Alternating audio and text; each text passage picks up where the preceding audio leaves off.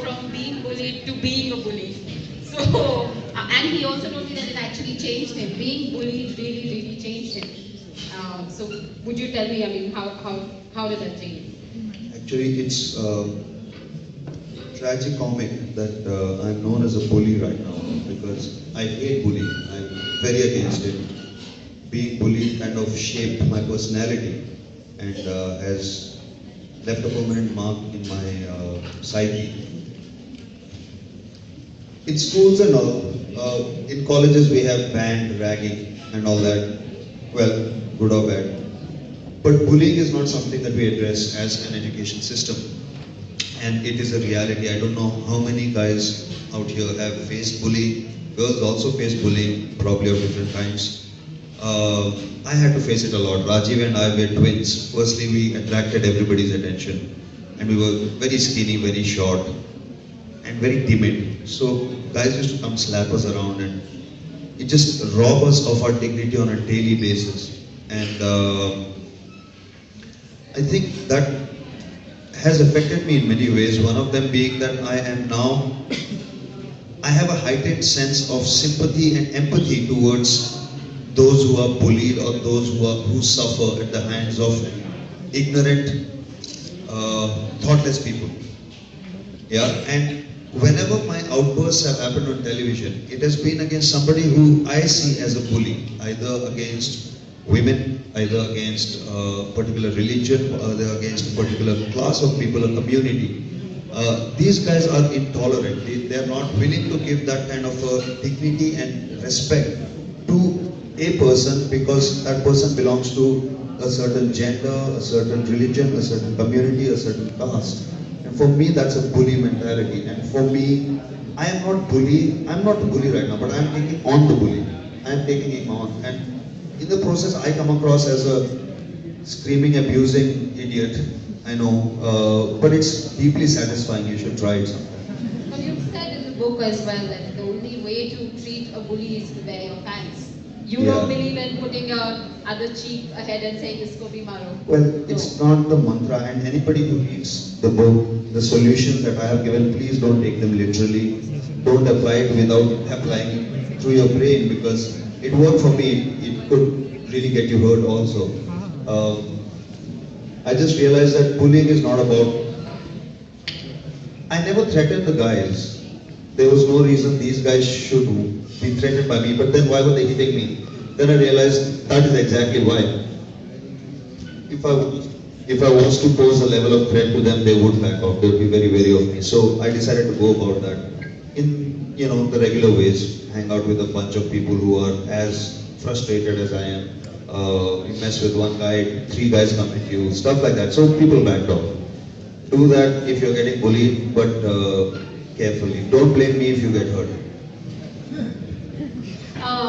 Another main turning point that comes later is when Rajiv tried to commit suicide. And it's because he failed his first year of college, right?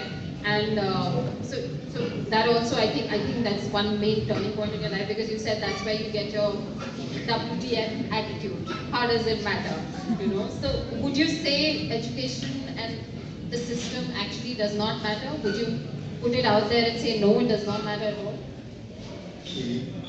More or less, yeah. See, right now it is very difficult for people to look at someone like Rajiv, who is so confident, who is such a rock star on television without trying at all, who has such an attitude that he was at one time so down, so underconfident that he tried to take his own life.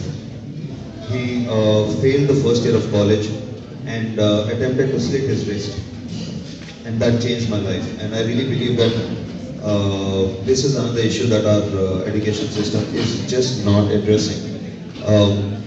Studies is not the be all and end all of all. I mean, when there are cutoffs like 98%, 99.5%, what are we talking about? You might get 90%, but you're not good enough. So this system of measurement has to change, and the habit of calling people failures. If you're not passed an exam, you're branded a failure, but your life hasn't even started. How are you being called a failure? And that is the stigma that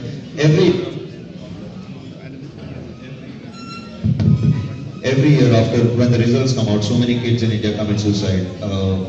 Abetment of suicide is also a crime. Yet, not one person has been convicted or even tried. Not the parents, not the principals, not the teachers, not the peers. Though each one of them has contributed to that young life being taken by themselves. And I really feel very strongly about the Indian education system and the shortcomings of it. Can we have some silence, please? Yeah. I would agree with you also because I think it depends on the hard work you put in whatever you want to do. Like he started as a sport boy, and today we are having this conversation about him being one of the most famous people in India. So, what did being a sport boy teach you about work ethic? See, firstly, when you drop out of college, which Rajiv and I did, you don't have many options. Not in 95, this was 1995, there weren't many options at all. The television industry was very young. In fact, in 92, 93 is when the cable TV came into India. So we're just a couple of years into this thing. We had no qualifications, so we had to start at the bottom. And we know that if this doesn't work, we are not qualified to do anything else. So we had to make it work. Starting as a sport boy, it wasn't a big deal. It was an opportunity to do something, and we didn't know anything about what was happening. The point of it was to try and understand what's going on, who's doing what are the different ways in which one can contribute. The director, he's a friend of mine today. His name is Uditanshu Mehta. He was the director, and he just said, you know what, just make yourself useful and try and learn as much as you can. You're not going to be taught. We're working. Is there a Everything is okay back there? Yeah. So, he just said, make yourself useful. And that's something that I still carry with me and that I tell everybody who works with me. If something needs to be done, don't wait for the concerned department to come and do it. If you can do it, go ahead and do it. And that's something that I've learned from my sport boy days. I moved on to being a trainee. And the beginning of a trainee's job is to get coffee and tips. So I just made sure I was the best coffee bringer in the whole office. You know, I would bring it really fast, it'd be really hot. Before you said, hey, where's my coffee? I'd get the coffee. I'd be Mr. Coffee guy and Mr. Tape guy. And yeah, that just taught dignity of labor and the value of hard work. I'm just imagining the image of you getting coffee. It's I can't speak right now for 2 I minutes. can get it really fast, I'm telling you. But also after that, I think you got rejected by MTV for a job. And Yeah. how did that affect you at that time? Or did it just make you more resolved? No, it did. It confused me. Because I'll tell you something. From the time I started as a